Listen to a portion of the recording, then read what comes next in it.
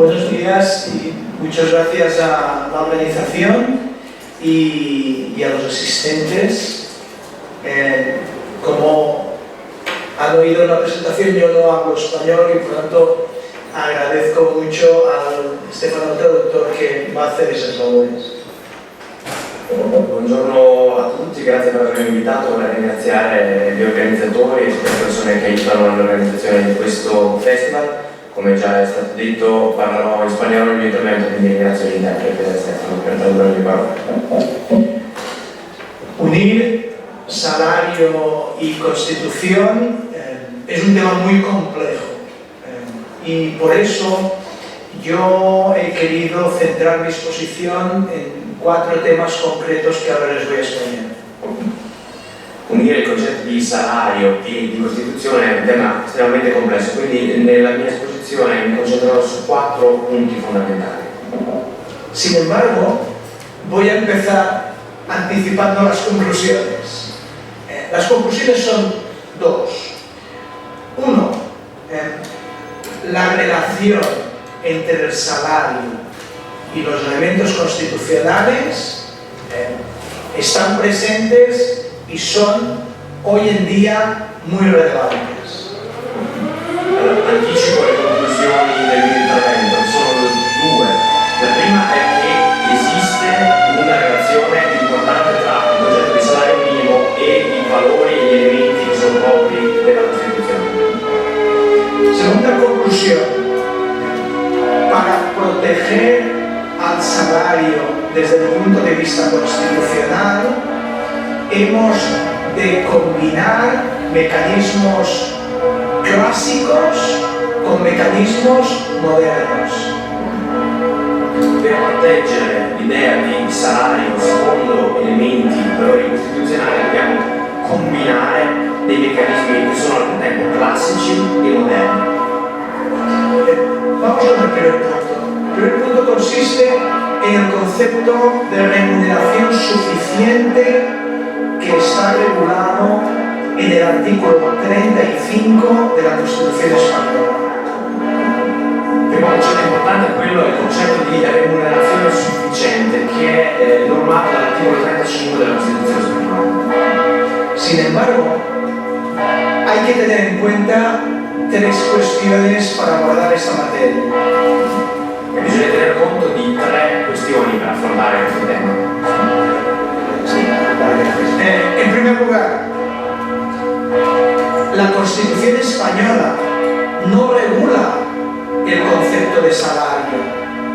La única referencia que la Constitución tiene al salario es una frase que dice el derecho del trabajador a la remuneración suficiente para satisfacer sus necesidades y las de su familia. In primo luogo la Costituzione spagnola non regola il concetto di salario sufficiente, che è quello il tema che ci interessa. C'è un riferimento in cui si parla della remunerazione sufficiente per soddisfare le necessità del lavoratore e quelle della sua famiglia. Por tanto, para encontrar una definición del salario en España hay que ir a nuestra norma laboral que se llama, también como en Italia, Estatuto de los Trabajadores.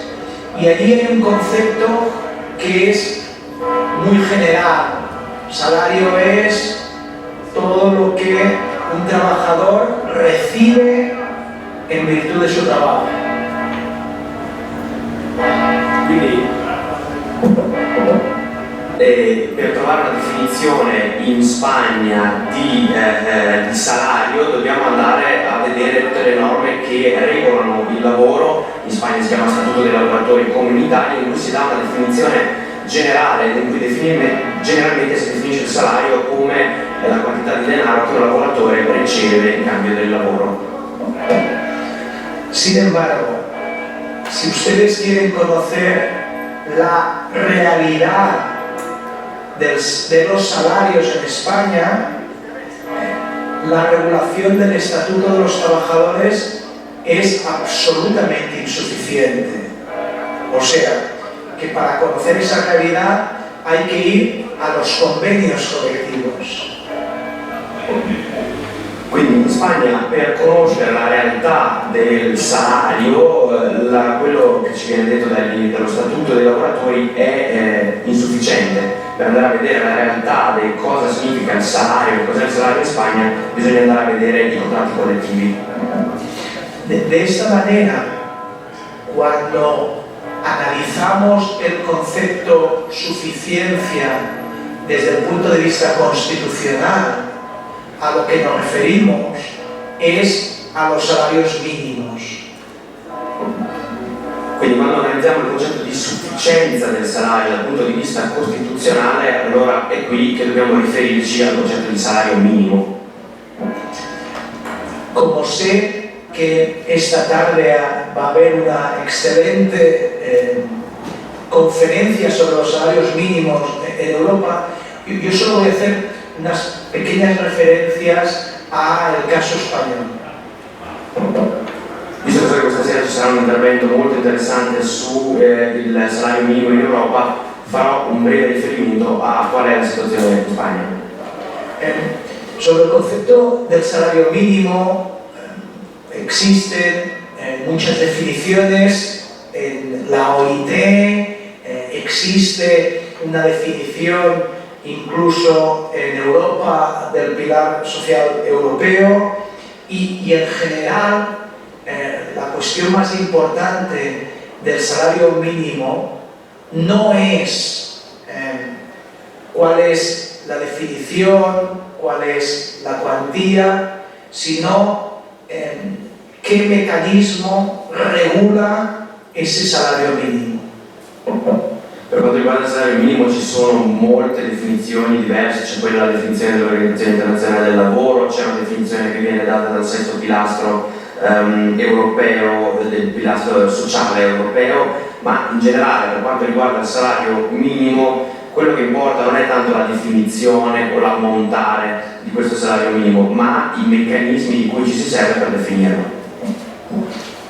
El problema es si una ley puede regular un salario mínimo obligatorio para todas las relaciones laborales. Ese es el primer problema. Y la segunda cuestión se refiere a si puede haber una referencia general sobre la cuantía. Por poner un ejemplo, esa referencia del Consejo de Europa en base a la Carta Social Europea que cuantifica este salario suficiente en este concepto del 60% del salario neto promedio. Allora, poi ci sono due questioni. La prima è se una legge può regolare in maniera obbligatoria il salario minimo rapportato al lavoro offerto, svolto. Il secondo punto è se può esistere un riferimento generale dell'ammontare di questo salario minimo. In questo caso c'è un esempio nel quale il Consiglio europeo, nella Carta Sociale Europea, definisce questa quantità del salario minimo come dà un riferimento per l'ammontare di questo salario minimo al 60% del salario medio netto. Permítanme un par de cuestiones sobre el salario mínimo interprofesional en España. La primera regulación del salario mínimo interprofesional en España es del año 1964.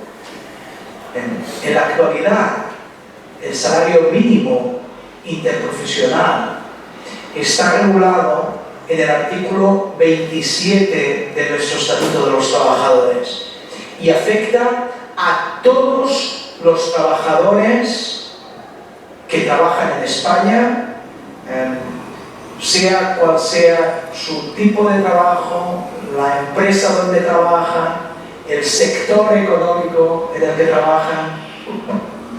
Vorrei dire qualche parola sul salario minimo che si chiama interprofessionale, salario minimo interprofessionale in Spagna. È stato regolamentato per la prima volta nel 1964, ma poi nella realtà, è quello che ci interessa adesso, il salario minimo in Spagna è definito dall'articolo 27 dello Statuto dei lavoratori, che lo definisce, vale, si applica a tutti i lavoratori in Spagna, a prescindere dal settore in cui operano, dal tipo di lavoro che svolgono. El artículo 27 del Estatuto de los Trabajadores tiene dos apartados. En el primero se regulan dos cuestiones sobre las que me voy a detener un momento, como es el procedimiento para determinar cada año el salario mínimo, y el segundo son los criterios que permiten determinar esa cuantía. L'articolo 27 dello Statuto dei lavoratori è diviso in due parti su cui mi soffermerò brevemente. La prima parte regola il procedimento per determinare ogni anno, aggiornare ogni anno il salario minimo, e poi la seconda parte il criterio attraverso il quale si stabilisce l'ammontare di questo salario minimo. Respecto al procedimiento, el artículo 27.1 dice que es competencia del gobierno fijar el salario mínimo interprofesional, dice, previa consulta a sindicatos y asociaciones empresariales. Nell'articolo 27.1 dello Statuto dei lavoratori si definisce il processo e si dice che la competenza è del governo di definire il processo per determinare il salario minimo, previa consultazione con i sindacati e con le associazioni di categoria. Profesionalmente, durante 6 años, yo estuve trabajando en la Asociación Empresarial Española, que se llama Confederación Española de Organizaciones Empresariales, y que sería más o menos lo que aquí es Confindustria. Allora, io personalmente per 6 anni ho lavorato per l'Associazione delle Imprese in Spagna, la Confederazione delle Imprese, sostanzialmente corrispettivo della Confindustria italiana. Y mi experiencia personal con lo que era en realidad en este periodo previa consulta era muy limitada. El gobierno enviaba un documento y los sindicatos y las asociaciones empresariales dábamos nuestra opinión, pero en general nunca el gobierno hacía caso a los comentarios de los interlocutores sociales.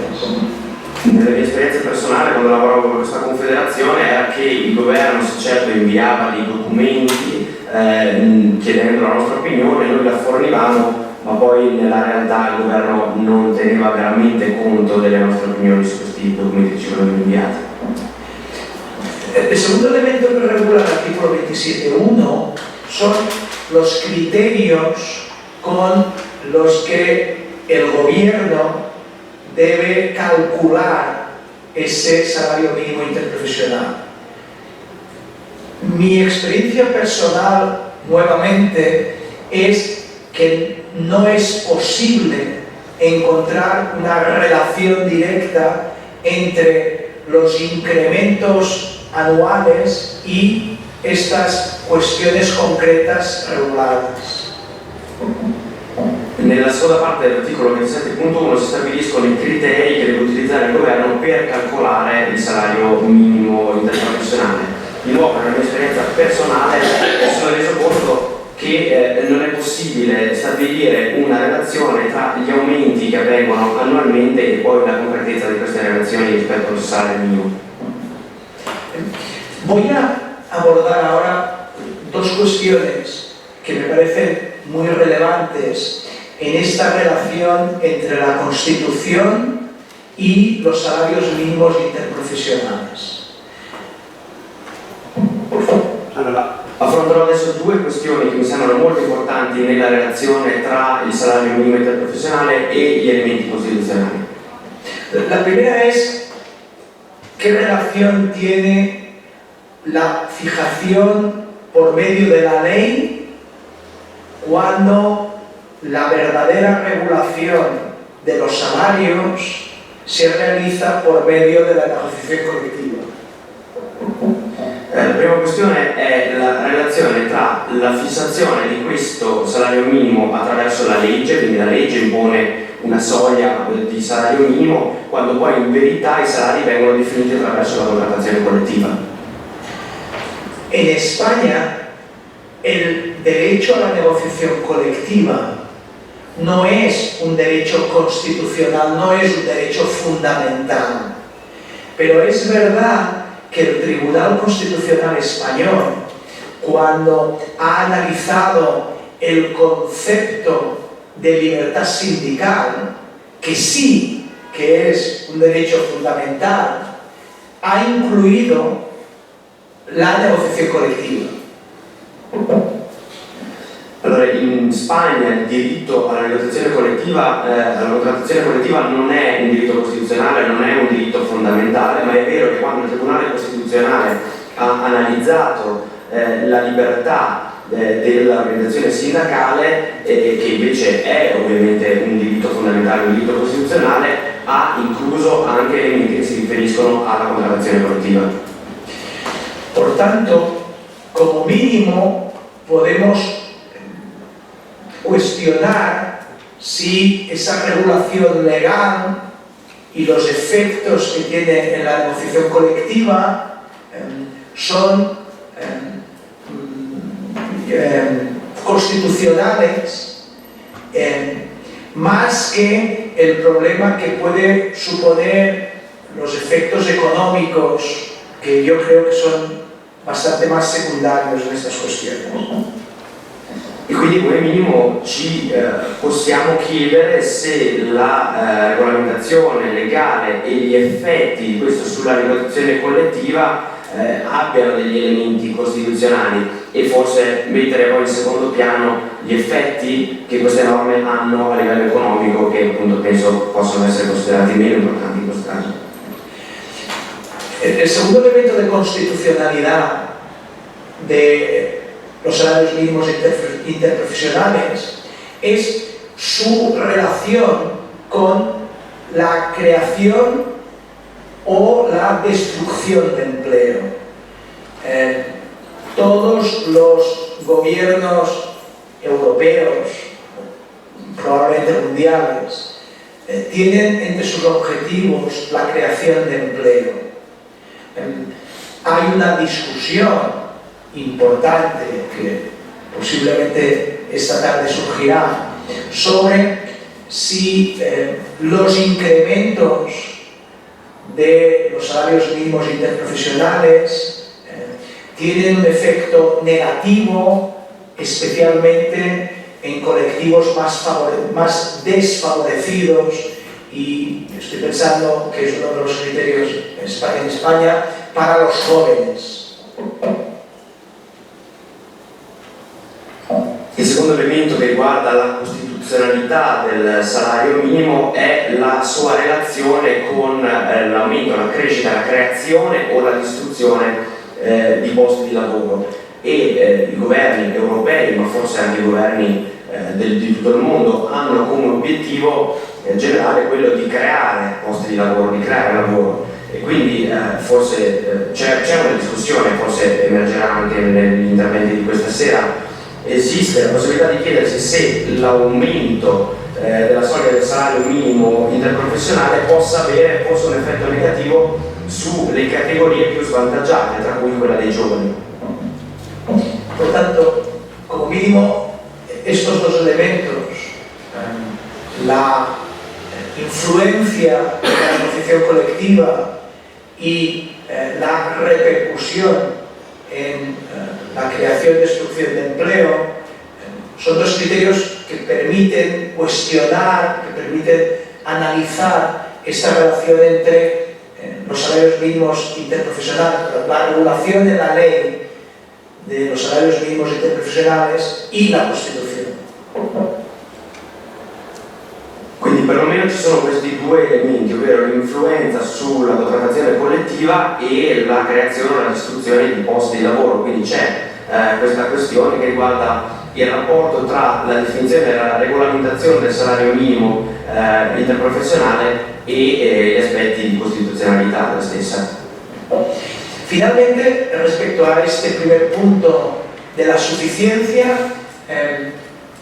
yo voy a citar los tres aspectos que me parecen estar más lejanos de la regulación actual de este artículo 27 del Estatuto de los Trabajadores respecto a la directiva del 2022 che tendremos che trasponer en todos los países de la Unión Europea.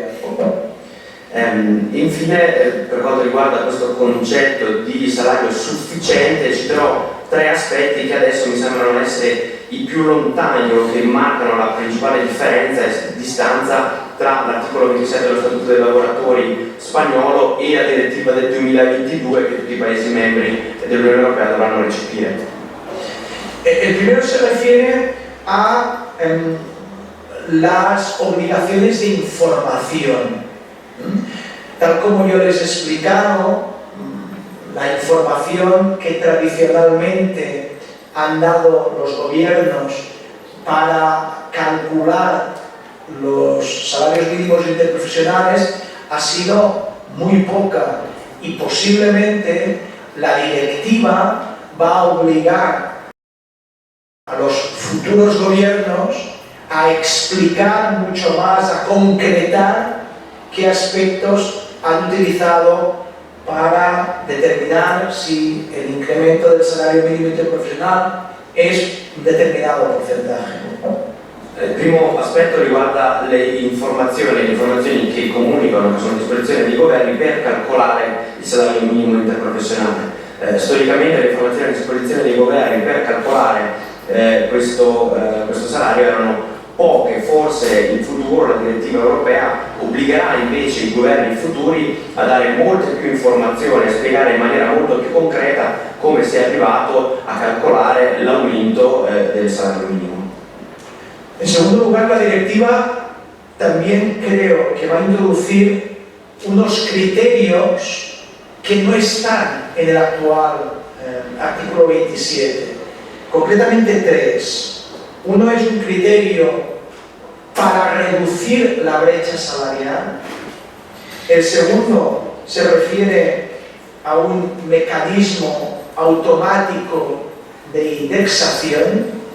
Y el tercero dice a utilizar valores de referencia.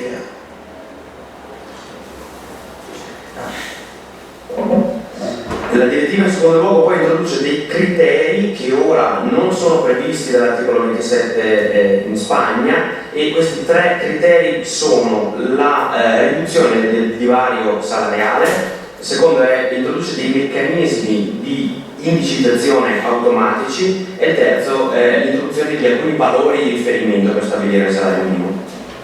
Y la tercera cuestión es una obligación de actualización periódica cada 2 años, que en España no existe. Es cierto que tradicionalmente cada año se actualiza, pero la directiva va a introducir una obligación de este periodo. Il terzo elemento è un obbligo di aggiornamento del salario ogni 2 anni. Questa è una norma che non esiste in Spagna, certo tradizionalmente ogni anno si deve aggiornare il valore del salario minimo, ma la direttiva appunto introduce l'obbligo. Segundo punto en esta materia del salario de la Constitución es el concepto de igual remuneración por razón de sexo, que está regulado en el artículo 28 del Estatuto de los Trabajadores. Un altro elemento che riguarda il rapporto tra il salario minimo e la Costituzione è il concetto di remunerazione uguale, non discriminatoria per ragioni di sesso, che è un elemento che è normato dall'articolo 28 dello Statuto dei lavoratori in Spagna. La Constitución española regula en el artículo 14 el principio de igualdad y la prohibición de discriminación. Y en ese principio, cuando el Tribunal Constitucional lo ha analizado, se ha encontrado con que las relaciones laborales son un campo en el que las diferencias, no las discriminaciones, en el que las diferencias son diarias, son esenciales. La Costituzione spagnola nell'articolo 14 stabilisce il valore dell'uguaglianza e della non discriminazione. Quando il Tribunale Costituzionale ha analizzato e interpretato questo articolo, ha detto che le relazioni lavorative comportano delle differenze, non delle discriminazioni, ma delle differenze che sono all'ordine del giorno, sono molto comuni.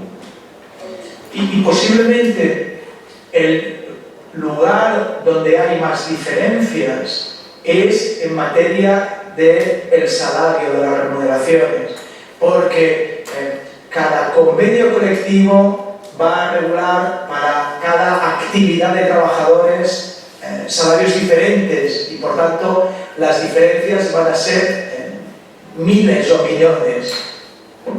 E forse proprio il punto su cui ci sono le maggiori differenze è proprio la questione del salario. Quando ci sono dei contratti collettivi che vengono stabiliti, questi definiscono per ogni attività, per ogni tipo di attività lavorativa, salari diversi, quindi appunto le differenze sono molteplici. Este artículo 14 de la Constitución fue traducido, fue incorporado en el Estatuto de los Trabajadores por medio del artículo 17.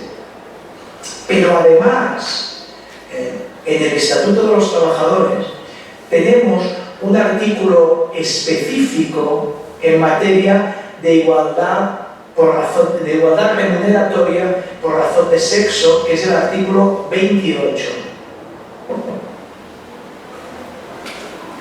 L'articolo 14 della Costituzione spagnola è stato incorporato nello Statuto dei lavoratori con l'articolo 17 in Spagna, ma sempre nello Statuto dei lavoratori esiste un articolo specifico che stabilisce l'uguaglianza della remunerazione sulla base del sesso. Questo è l'articolo 28 dello Statuto.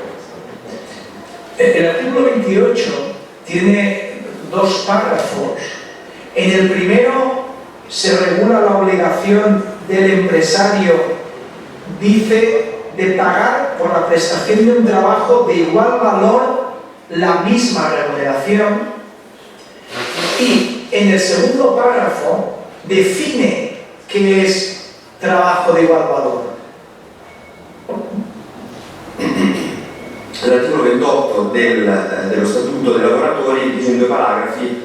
Nel primo obbliga il datore di lavoro a pagare per una prestazione di uguale valore la uguale remunerazione, e nel secondo paragrafo di questo articolo 28 si definisce che cosa costituisce l'uguale valore per due prestazioni lavorative. Cuando los tribunales españoles aplican el artículo 28, la gran mayoría de conflictos no se refieren a que las mujeres cobren diferente salario haciendo el mismo trabajo. La verdad es que hay muy pocos casos sobre esto. La gran mayoría de los casos actuales tienen que ver con el ejercicio de los derechos de lo que España llama la conciliación de la vida laboral y familiar. Quando i tribunali spagnoli applicano questo articolo 28, la maggior parte dei conflitti, dei problemi non sorgono tanto dal fatto che le donne ricevano un salario diverso, inferiore rispetto allo stesso lavoro fatto dagli uomini. Questi sono pochi casi della verità, ma la maggior parte dei conflitti e dei problemi sorgono per quanto riguarda l'esercizio del diritto costituzionale alla conciliazione della vita lavorativa e la vita familiare. El tercer aspecto de los cuatro que yo quiero afrontar se refiere a la aplicación del principio de igualdad y no discriminación en la negociación colectiva. Il terzo aspetto su cui mi vorrei soffermare oggi, dei 4 che ho anticipato prima, è di come si applica il principio di uguaglianza e di non discriminazione nella contrattazione collettiva. Reitero algunas de mis palabras.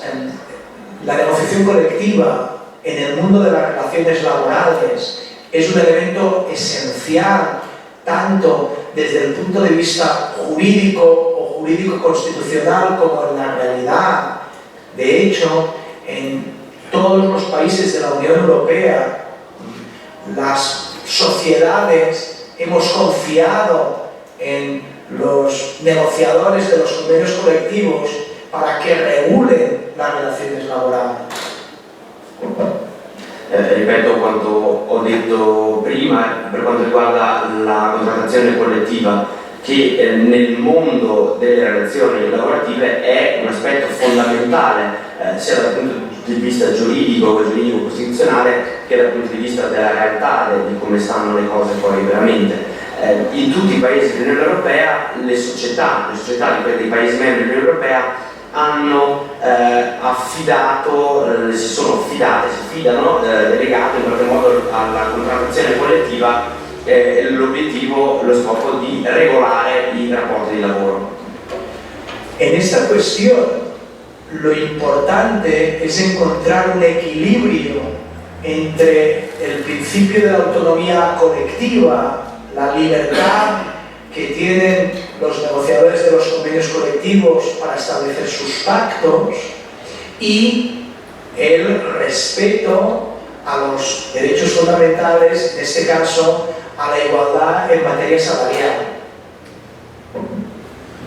L'aspetto importante è trovare un equilibrio tra l'autonomia, la libertà nella contrattazione collettiva delle parti che partecipano alla contrattazione e il rispetto dei diritti fondamentali, nello specifico il diritto fondamentale all'uguaglianza salariale.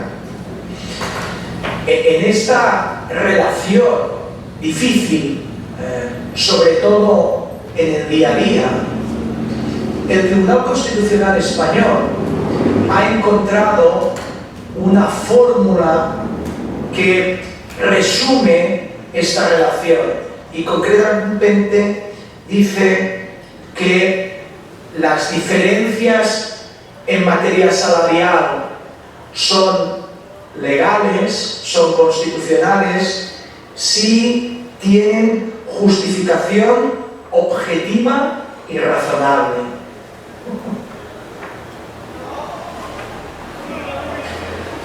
Queste relazioni sono difficili, si presentano di giorno in giorno, in modo quotidiano. Il Tribunale Costituzionale spagnolo ha trovato una formula dicendo che le differenze salariali, di trattamento salariale sono legali, sono costituzionali se sono giustificate, obiettive e ragionevoli.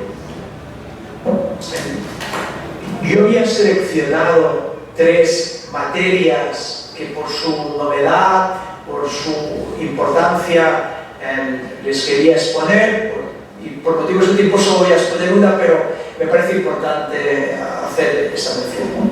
Avevo selezionato 3 aspetti che mi sembravano importanti in questo senso, per ragioni di tempo parlerò solo di una. Se refiere a lo que en España tradicionalmente se llama doble escala salarial. E si riferisce a quello che in Spagna tradizionalmente si chiama doppia scala salariale. La explicación es muy sencilla. En España los convenios colectivos suelen regular los salarios según las actividades que realizan los trabajadores, que quiere decir que hay una relación entre lo que en España se llama clasificación profesional, categorías profesionales o niveles, con el salario que se paga a los trabajadores que se incluyen en cada nivel. Il contratti collettivi in Spagna regolano i salari secondo l'attività, e quindi c'è una relazione tra quella che in Spagna si chiama classificazione professionale, livello professionale, e il salario corrisposto. De manera que si hay una categoría denominada administrativo, las personas que van a desarrollar actividades en esa relación son incluidas en el concepto administrativo y cobran el salario administrativo. Y si yo voy a realizar actividades de aprendiz, yo me incluyen en la categoría de aprendiz y cobro el salario de aprendiz, que como ustedes habrán imaginado es mucho menor che el de amministrativo. Quindi sono definite delle categorie, per esempio c'è la categoria di un lavoratore amministrativo e quindi una persona viene assegnata a quella categoria, lavoratore amministrativo, e percepirà il salario relativo alla sua categoria. Oppure se c'è la categoria dell'apprendistato, un apprendista percepirà il salario che è stato definito per quella categoria, che come immaginate è molto più basso rispetto al salario che percepisce un impiegato amministrativo. Lo que permite la doble escala salarial es crear una categoría, llamémosle cero, que se refiere a todos los trabajadores, cualquiera que sea la actividad que vayan a desarrollar, pero en el primer periodo que están en la empresa. La idea es, cuando yo me incorporo a una empresa, da igual qué actividad vaya a desarrollar, mi productividad es mucho más baja porque no tengo experiencia, necesito formación y otras cuestiones. Quindi quello che fa questa doppia scala salariale crea una categoria che poi vale per tutti i lavoratori a prescindere dall'attività che svolgono, e è quella che riguarda le persone che sono appena entrate in un'azienda, perché quando una persona è appena entrata in un'azienda la sua produttività è molto più bassa di quella che potrebbe essere poi in futuro, non ha esperienza, quindi c'è questa situazione particolare.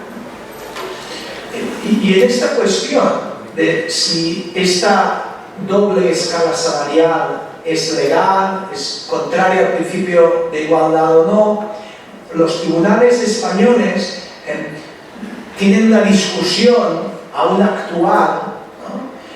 Pero en general los tribunales han admitido esta posibilidad, por tanto han dicho la doble escala salarial puede ser legal, puede ser constitucional, pero con límites.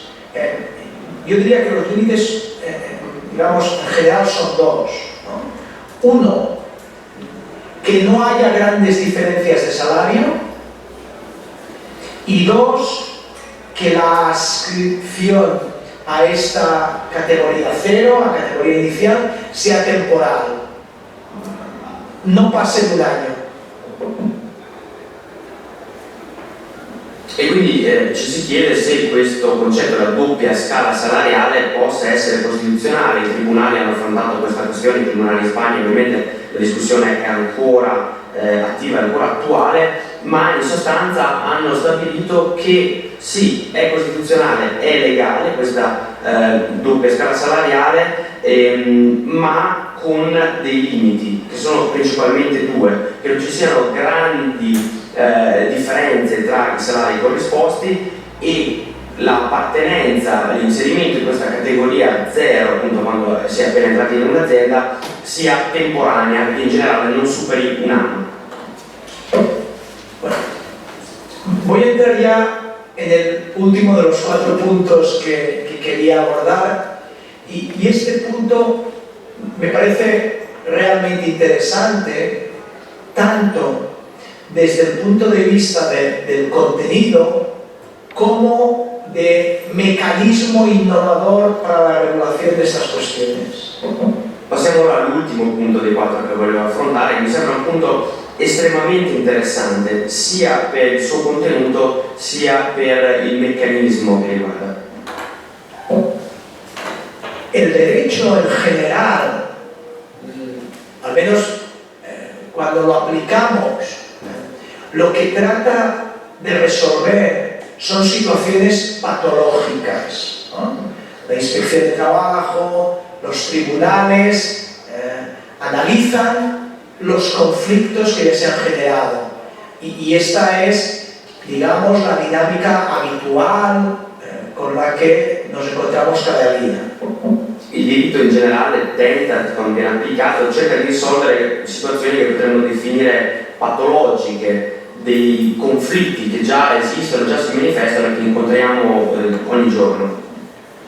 En cambio, la cuestión a la que ahora me voy a referir, esta de la transparencia salarial como mecanismo innovador en cuestiones de género, es una herramienta absolutamente diferente.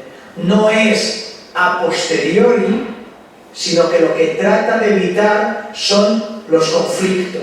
Esa es la idea y por eso me parece che è suficientemente innovadora y desafiante en esta materia y en muchas otras. Ma la questione di cui parlerò adesso, che è quella della trasparenza salariale, mi sembra che sia veramente uno strumento innovatore, uno strumento nuovo, soprattutto la trasparenza salariale per quanto riguarda le questioni di genere. È uno strumento diverso che, a differenza di altri, non cerca di risolvere dei problemi a posteriori, quando sono già accaduti, ma cerca di affrontare e di risolvere i conflitti futuri che potrebbero emergere e quindi questo mi sembra, per queste ragioni mi sembra estremamente innovatore, una sfida e un elemento veramente interessante. Creo que es el único, bueno, el primer y el único mecanismo de protección constitucional que existe respecto a materia salarial, pero a cualquier otro derecho fundamental. Yo creo que es el único y por eso creo que es importante no solo analizarlo, sino ver su eficacia, porque si realmente es eficaz, puede abrir nuevos caminos para este mecanismo de protección de los derechos fundamentales. E questo è l'unico, o comunque il primo, forse anche l'unico meccanismo di protezione costituzionale che mi sembra veramente importante nel difendere e nel proteggere appunto il diritto salariale, ma anche tutti gli altri diritti fondamentali. Vale la pena di soffermarci sulla sua efficacia, perché se riusciamo a riscontrarne effettivamente l'efficacia di questo meccanismo, allora potrebbe aprire nuove strade, nuovi cammini per la protezione di anche altri diritti fondamentali. Es verdad que este mecanismo, aunque es muy novedoso, es reciente, ya hay diversas iniciativas en diversos países de la Unión Europea que lo están recogiendo. La base consiste en evitar futuras situaciones de brecha salarial, de diferencia salarial ilegal, por medio del derecho de información. Questo meccanismo, che è veramente innovatore, un'innovazione mi sembra, è stato accolto, ci sono moltissime iniziative nei paesi dell'Unione Europea, i paesi membri che stanno cercando di adottare questo nuovo meccanismo che sostanzialmente si basa tende all'obiettivo di evitare delle situazioni che possono prodursi dei divari salariali di genere illegali e non legali attraverso proprio la fornitura di informazioni, attraverso la trasparenza. Y este mecanismo tiene ventajas tanto para los trabajadores como para los empresarios. Para los trabajadores, dos muy claras. Tienen información y además tienen herramientas en caso de tener que ir a la inspección de trabajo, a los tribunales. Pero para los empresarios también tiene ventajas, porque por ejemplo, esa información les puede ayudar a resolver cuestiones de competencia desleal entre empresas.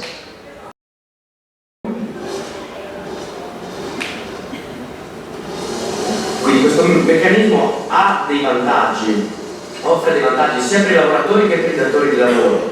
Per i lavoratori ovviamente dispongono di maggiori informazioni ma anche di maggiori strumenti per poi poter affrontare le situazioni come nel caso in cui ci siano dei conflitti, devono andare in tribunale o nel caso delle ispezioni del lavoro. Per quanto invece riguarda i datori di lavoro, queste informazioni che vengono loro fornite possono aiutarli a risolvere problemi come per esempio problemi di concorrenza sleale tra le aziende. Fíjense el cambio de orientación de este mecanismo. La idea es, como yo empresa voy a tener que dar información sobre la estructura salarial, la que sea en cada país, es posible que este riesgo, llamémosle así, sea un mecanismo que autogestione, que autoelimine las situaciones discriminatorias en las empresas. Por tanto, es un elemento claramente preventivo, pero incluso antes de producirse determinadas decisiones. Provate a pensare quindi al cambiamento di orientamento, di punto di vista che comporta questo meccanismo, perché l'impresa che deve fornire queste informazioni sulla struttura salariale dell'azienda trasforma questo che potremmo definire un rischio sostanzialmente, lo fa diventare un meccanismo che potenzialmente è in grado di autogestire o eliminare in maniera preventiva i casi di discriminazione all'interno dell'azienda, quindi è un meccanismo palesemente preventivo. En España este mecanismo se incorporó por medio de una ley orgánica del año 2007 y se denominan planes de igualdad. Además, todas las empresas españolas con más de 50 trabajadores están obligadas a tener un plan de igualdad. In Spagna questo meccanismo è stato incorporato da una legge organica del 2007 che è stata definita piano di uguaglianza. Tutte le aziende spagnole con più di 50 dipendenti devono dotarsi di un piano di uguaglianza. Además, todas las empresas españolas, a partir de un trabajador, tanto todas, están obligadas a tener una herramienta que se llama registro retributivo, que consiste, permítanme, en un Excel con todos los trabajadores divididos en todos los conceptos económicos que reciben, con el análisis de las medias y medianas por razón de género. Tutte le imprese in Spagna sono obbligate ad avere quello che è stato definito un registro retributivo, che nella pratica è un file Excel che include tutti i lavoratori dell'azienda, in cui vengono citati tutti i salari, delle analisi retributive delle medie del loro salario e anche riferite a questioni di genere. Además, y como tercer punto de este mecanismo español de protección, existen las denominadas auditorías retributivas que están reguladas en una norma del año 2020 y cuya finalidad es doble: dar la información suficiente para ver si existen esas situaciones de necesidad, ¿no?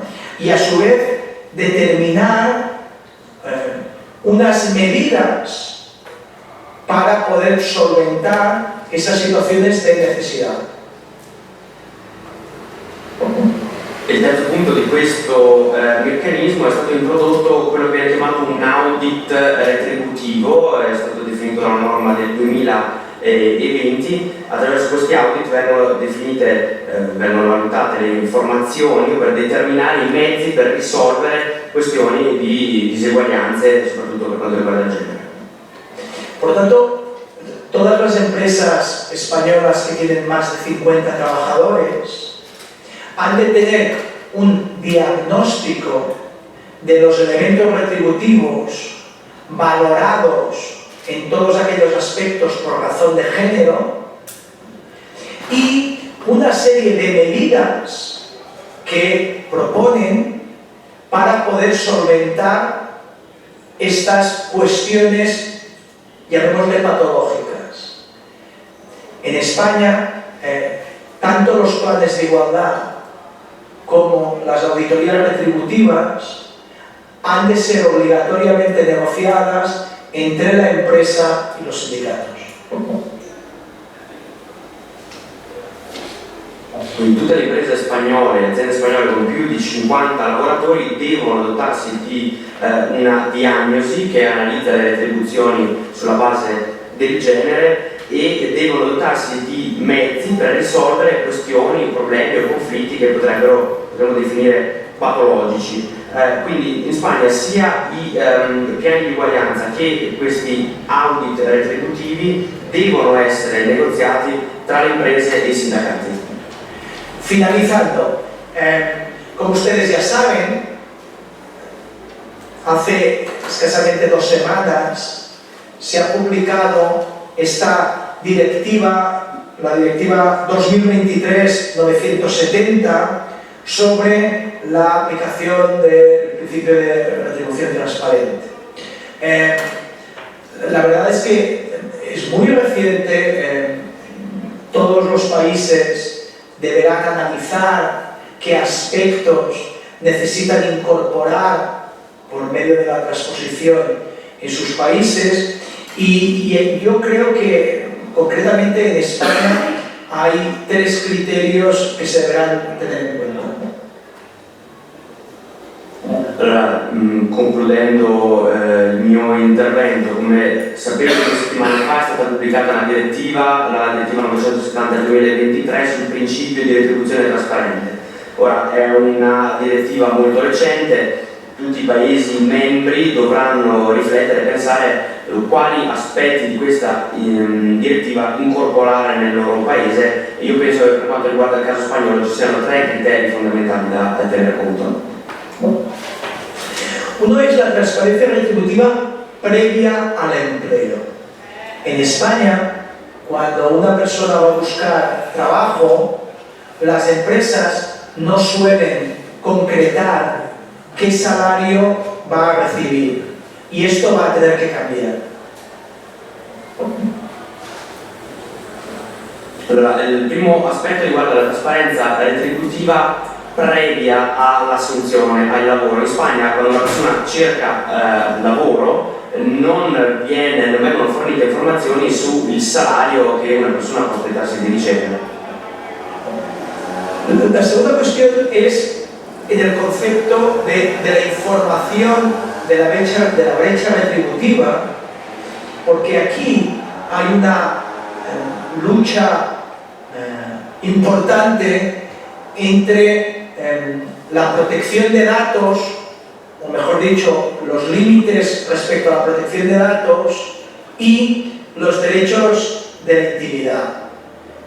El caso más paradigmático es si existe esa obligación de información cuando solo hay una persona que está en ese puesto y los posibles implicaciones que puede tener respecto a la reserva de intimidad para explicar cuál es mi cuantía del salario. Il secondo aspetto riguarda le informazioni che devono essere fornite sui divari retributivi, qui c'è una questione che mi sembra molto importante, una relazione tra il diritto che regola la protezione dei dati e quello del diritto alla privacy delle persone e c'è una questione, un caso particolare, ci si chiede se ci sia l'obbligo di fornire queste informazioni per esempio per aziende che includono solo un lavoratore e quindi se ci sia l'obbligo di fornire queste informazioni sul proprio reddito. Y la tercera es la apertura para que asociaciones que representan a estas personas, que no son sindicatos, puedan representar a estas personas teóricamente, digamos, que han visto infringidos sus derechos ante la inspección de trabajo, ante los tribunales. En España es habitual que los sindicatos puedan representar a los trabajadores en sus reclamaciones, pero esta posibilidad de que, por ejemplo, asociaciones de jóvenes o asociaciones de mujeres puedan representar a estos trabajadores, en la actualidad no es posible. Y este también puede ser un gran cambio. Il terzo aspetto riguarda un'apertura potenziale ad altre associazioni di rappresentanza dei lavoratori che non sono sindacati, e quindi la possibilità che alcune associazioni, come per esempio le associazioni giovanili, le associazioni di protezione dei diritti delle donne, possano rappresentare un lavoratore i cui diritti sono stati violati, per esempio di fronte al tribunale. Ora, nell'attualità, in questo momento in Spagna questo non si può fare, ma è sicuramente un elemento importante da considerare per il futuro. Bueno, yo he acabado, pero me van a permitir que utilice un minuto más para volver a agradecer a la asociación por la invitación, a todos ustedes por haber estado aquí y haber seguido las explicaciones, y a Esteban por el trabajo que ha hecho, porque la verdad es que sin su colaboración no hubiera sido posible esta cuestión. Muchas gracias.